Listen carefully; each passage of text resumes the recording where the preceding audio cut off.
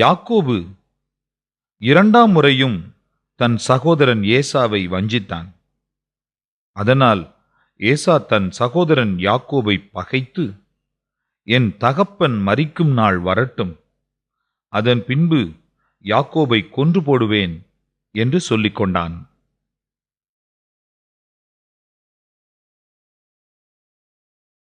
வாருங்கள், எங்களோடு ஒரு சிறு கூட்டமாய் பயணமெடுப்போம் மனித குலத்தின் இந்த பழங்கால பயணத்தில்.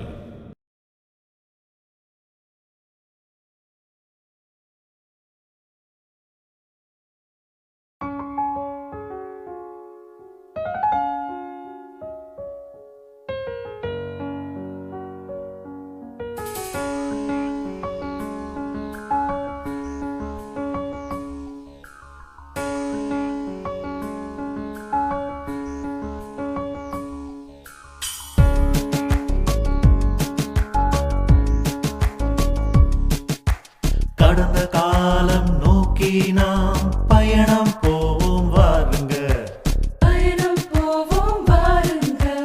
காலங்களை வென்றவங்க கதைகள் எல்லாம் பாருங்க, கதைகள் எல்லாம் பாருங்க. உலகம் வாழ வழியை சொன்ன உத்தமர் பலருங்க, உலகம் வாழ வழியை சொன்ன உத்தமர் பலருங்க. நம்ம உள்ளத்திலே வாழ்கிறாங்க, உணர்ந்து பாடுங்களே. பயணிப்போம், நாம் பயணிப்போம், மகத்துவமான பழங்கால பயணம்.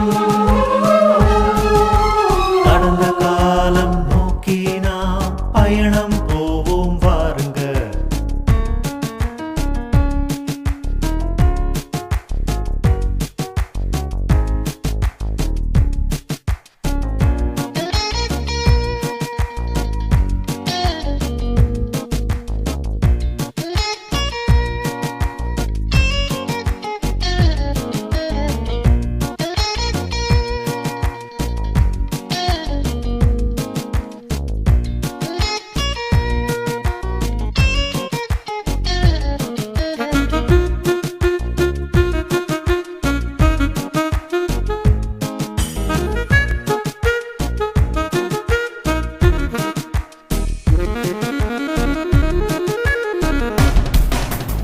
அன்னை சொல்லும் சரித்திரம், வீரம் சொல்லும் சரித்திரம், பக்தி சொல்லும் சரித்திரம், புத்தி சொல்லும் சரித்திரம். நம்ம பாவங்களை போக்க ஒருவர் பாரம் சுமந்த சரித்திரம்,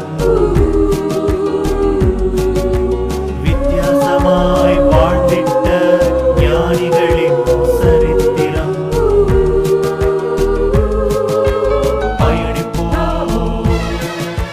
பயணிப்போம்,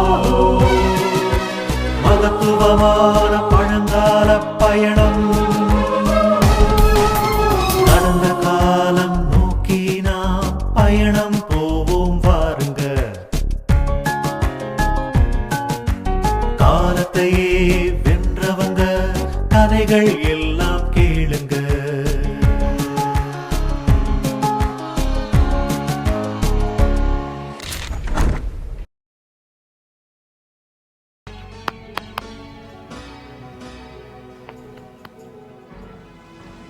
ஈசாக்குக்கு உரைக்கப்பட்டது என்னவென்றால், நான் உன்னோடே கூட இருந்து உன்னை ஆசீர்வதிப்பேன், நான் உனக்கும் உன் சந்ததிக்கும் இந்த தேசங்கள் யாவையும் தந்து உன் தகப்பனாகிய ஆபிரகாமுக்கு நான் இட்ட ஆணையை நிறைவேற்றுவேன். நான் உன் சந்ததியை வானத்தின் நட்சத்திரங்களைப் போல பெருகப் பண்ணி உன் சந்ததிக்கு இந்த தேசங்கள் யாவையும் தருவேன். உன் சந்ததிக்கு பூமியில் உள்ள சகல ஜாதிகளும் ஆசீர்வதிக்கப்படும்.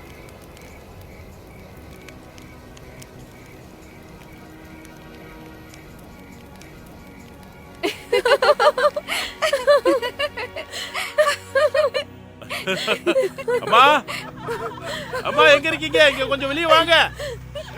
அம்மா வந்து பாருங்க. ஏன் இப்படி மோசமா நடந்துக்கிற இசாக்? யாரு உனக்கு இதெல்லாம் கத்து கொடுத்தாங்க? ஓ அம்மா, இவங்க 2 பேரும் என்னோட மனைவிங்க, ஜூடித் அப்புறம் பேஸ்மாத். முதல்ல இவங்களை இங்க இருந்து கூட்டிட்டு போயிடு. தன்னோட 2 மருமகளையும் உங்க அம்மா இப்படிதான் வரவேற்பாங்களா? இதுக்கு ஏதோ ஒரு தனியான முறைய கையாளுவாங்க போல இருக்கு. போதும் போதும், வாங்க நம்ம கூடாரத்துக்கு போலாம்.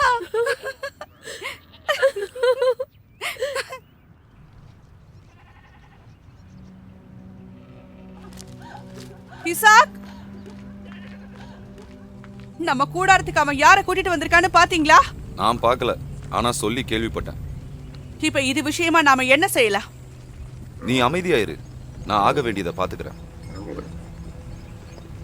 நான் ஒரு விஷயத்த மட்டும் தெளிவா சொல்லிடுறேன். இந்த 2 பேரும் நம்ம கூடாரத்துல தங்க நான் ஒருபோதும் சம்மதிக்கவே மாட்டேன். அது மட்டும் இல்ல, இசாக்கு அவங்க கூட தான் தங்கணும்னா அவன் வேற இடத்த பாத்துக்கிட்டு போகட்டும்.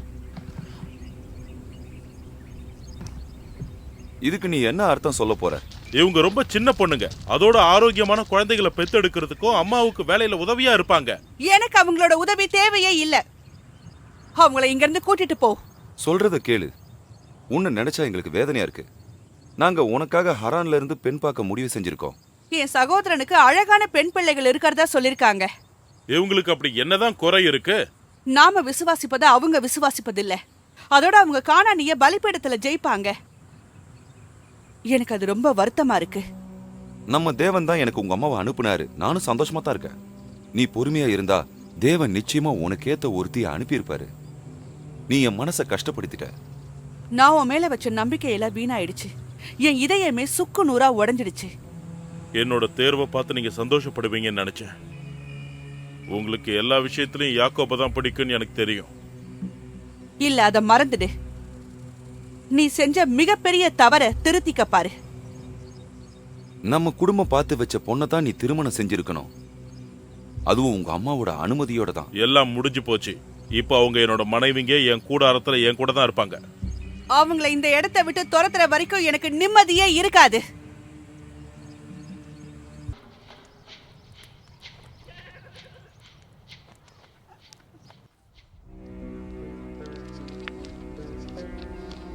நம்ம ஆண்டவருக்கு உடம்பு சரியில்லைன்னு நான் கேள்விப்பட்டேனே. ஆமா, அவர் உடம்புக்கு ரொம்ப முடியல. அவருக்கு என்னாச்சு? எனக்கு என்னன்னு தெரியல. ஆனா அவரோட கண் பார்வை கொஞ்சம் கொஞ்சமா குறைஞ்சுக்கிட்டே வருது.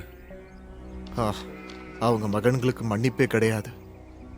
ஆமா, எனக்கும் அது நினைச்சதான் வருத்தமா இருக்கு. அவர் உடல்நிலை இன்னும் அப்படியே தான் இருக்கு. அம்மா, அப்பா இறந்துருவாரா? ஐசுவ வர சொல்லிருக்காரு. ஏன், எதுக்குமா? அவனை ஆசீர்வதிக்கிறதுக்காக இருக்கும். இப்ப அவன் எங்க? நான் இங்க இருக்கேன்ப்பா. நீ கொஞ்சம் உள்ள வரியாப்பா? கூடாரத்துக்குள்ள போ. நான் உங்க அப்பா என்ன சொல்றாருன்னு கேட்டுட்டு வரேன்.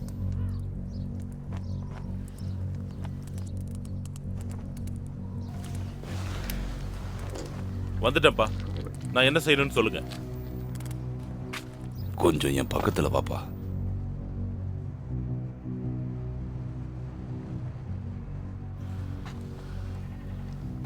நான் இப்ப சொல்றத நீ கொஞ்சம் கவனமா காது கொடுத்து கேளு. எனக்கும் ரொம்ப வயசாயிடுச்சு. அதோட உடம்பு சரியில்லை. அதனால நான் எப்போ மரித்து போவேன்னு எனக்கே தெரியாது. நான் ரொம்ப நாள் இருக்க மாட்டேன். எனக்கு உண்மையிலேயே என்ன பிடிக்கும்னு உனக்கு தெரியுமா? சொல்லுங்கப்பா, நீங்க சொல்றபடி செய்ய நான் தயாரா இருக்கேன். நீ உன் வில்லையும் அம்புகளையும் எடுத்துக்கோ. எனக்காக உன்னது வேட்டையாடிட்டு வா. அதோட எனக்கு பிடிச்ச மாதிரியே நல்ல உணவை சமைச்சு எடுத்துக்கிட்டு வா. அதனால நான் சந்தோஷம் அடைஞ்சு மரிக்கிறதுக்குள்ள உன்னை ஆசீர்வதிப்பேன். சந்தோஷமா இருங்கப்பா. உங்க ஆத்மா என்ன இஷ்டப்படுதோ அதோட தான் நான் நிச்சயம் திரும்பி வருவேன்.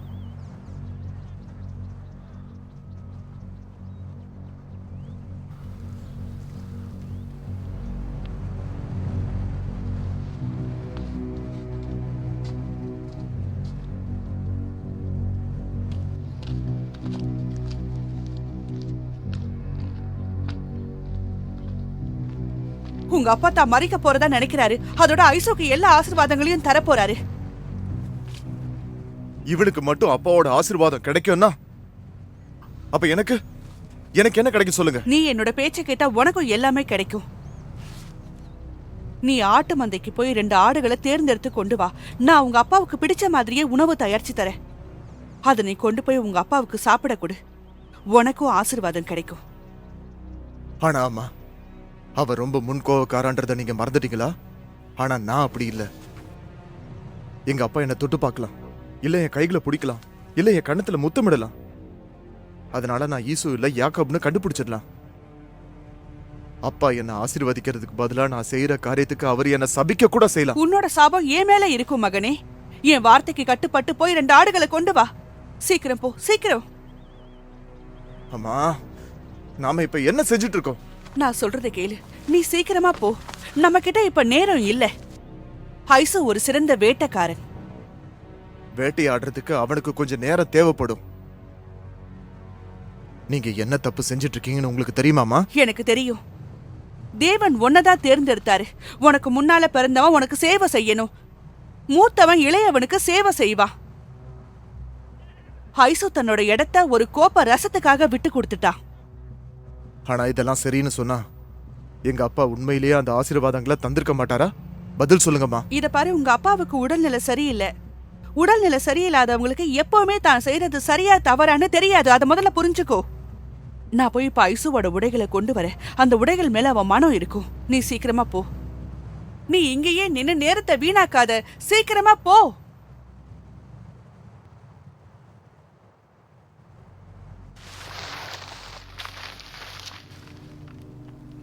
அப்பா,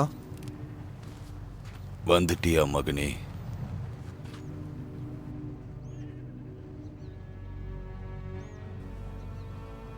நீங்க செய்ய சொன்னதை நான் செஞ்சுட்டேன்ப்பா. நான் வேட்டையாடி சமைச்சத நீங்க சாப்பிட்டுட்டு என்ன ஆசீர்வாதம் பண்ணா எனக்கு ரொம்ப சந்தோஷமா இருக்கும்.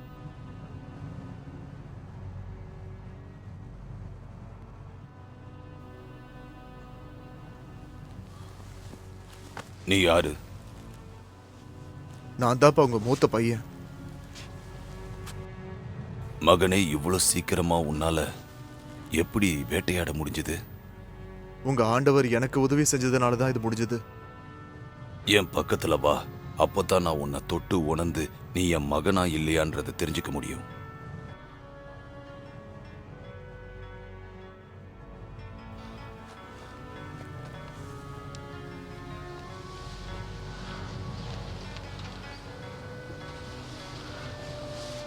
குரல் இளையவன் குரல் மாதிரி இருக்கு. ஆனா கைகள் மூத்தவனுடைய கைகள் தான். நிஜமாவே நீ மூத்தவன் தானா? ஆமாப்பா, நான் தான் உங்க மூத்த பிள்ளை.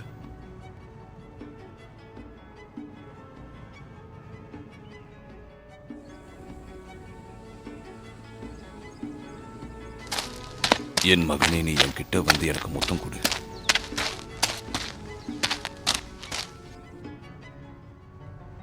என் மகனுடைய வாசனை கர்த்தர் ஆசீர்வதிச்ச வயல்வெளி வாசனை போல இருக்கு.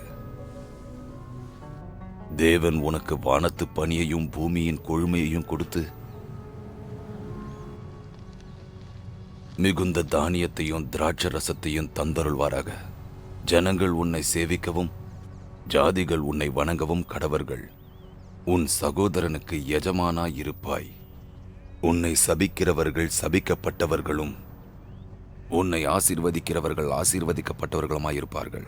உன் தாயின் பிள்ளைகள் உன்னை வணங்குவார்கள். அப்பா, நீ வேட்டையாடி கொண்டு வந்ததை எனக்கு பூசிக்க கொடு. அதோடு திராட்சை ரசத்தையும் கொடு.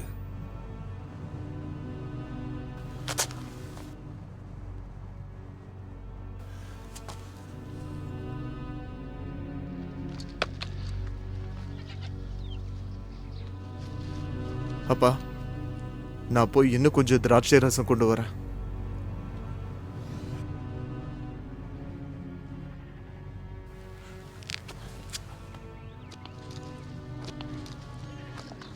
நாம செஞ்சது அப்பா நிச்சயமா கண்டுபிடிச்சிருவாரு. நீதான் யாக்கோபுன்னு அவருக்கு நிச்சயமா தெரிஞ்சிருக்கும். ஒருவேளை அப்படி இல்லனா அவரு என்ன சபிச்சிருவாருன்னு பயமா இருக்கு. நான் எல்லாத்தையும் பாத்துக்கிறேன். நீ எதுக்கும் வருத்தப்படாத. மூத்தவனுக்கு இது நிச்சயமா வருத்தமா தான் இருக்கும். அவனை பத்தி தான் உங்களுக்கு தெரியுமே. அவனுக்கு கோவம் வந்துட்டா அவன் என்ன பண்ணுவான்றது அவனுக்கே தெரியாது. அதை மறந்துடாதீங்க.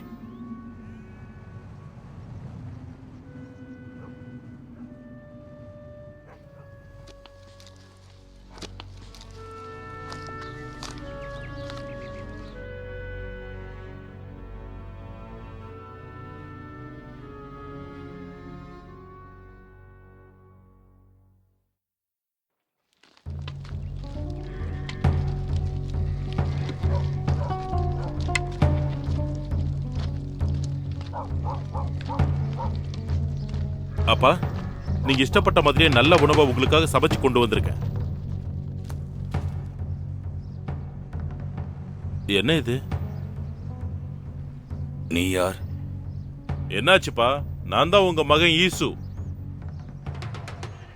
நீ தான் மூத்தவன்னா? எனக்கு யார் உணவு கொண்டு வந்தது? நான் யாரை ஆசீர்வதிச்சேன்? அப்பா, உங்க ஆசீர்வாதங்களை வேற யாருக்காவது கொடுத்துட்டீங்களா? ஆமா, நான் கொடுத்துட்டேன்.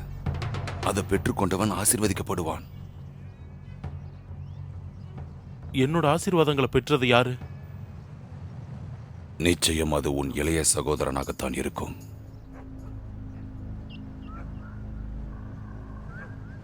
அவனை என்ன பண்றன்னு பாருங்க. என்னோட ஆசீர்வாதத்தை எடுத்துக்கிட்டான். அவனை பழி தீர்க்க போறேன். பழி வாங்கணும்னு நினைக்கவே நினைக்காத. அதனால எந்த லாபமும் இல்ல. அப்படின்னா நீங்க என்னையும் ஆசீர்வாதம் பண்ணுங்கப்பா. என்னால முடியாது. இது கொஞ்சம் கூட நியாயம் இல்ல. அவன் என்னை ஏமாத்தி இருக்கான். என்னோட சேஷ்ட புத்திர பாகத்தை எடுத்துக்கிட்டான். இப்ப என்னோட ஆசீர்வாதத்தையும் வாங்கிக்கிட்டா. நீங்க எனக்கு ஒரு ஆசீர்வாதத்தை கூட வைக்கலையா? இங்க பாரு, நான் அவனை உனக்கு எஜமானனா ஆக்கியிருக்கேன். அவனுக்கு குடும்பத்தார ஊழியக்காரராக கொடுத்து அவனை தானியத்தினாலையும் திராட்சை ரசத்தினாலையும் ஆதரிச்சேன். இப்போ என் மகனே, நான் உனக்கு என்ன செய்வேன்? அப்பா, ஒரே ஒரு ஆசீர்வாதத்தையாவது எனக்கு வச்சிருக்கலாம். எனக்கும் ஆசீர்வாதத்தை கொடுங்கப்பா. உங்களை தயவு செஞ்சு கேட்டுக்கிறேன், கொடுங்கப்பா. என் அருகில் வா. உன் வாசஸ்தலம் பூமியின் சாரந்தோறும் உயர, வானத்திலிருந்து இறங்கும் பனியோரம் இருக்கும். உன் பட்டயத்தினாலே பிழைத்து உன் சகோதரனை சேவிப்பாய்.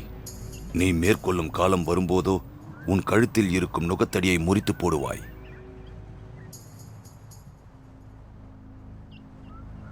இவ்வளவுதானாப்பா? இது ஆசீர்வாதமா இல்ல சாபமா? அவனை நான் சும்மா விட மாட்டேன். நிச்சயமா இதுக்கு பழி தீர்த்தே தீருவேன். நான் சொல்றத கொஞ்சம் கேளு. உன் இதயத்துக்குள்ள மறைச்ச காரியத்தெல்லாம் செய்யாத. நான் எதையும் மறைக்கல.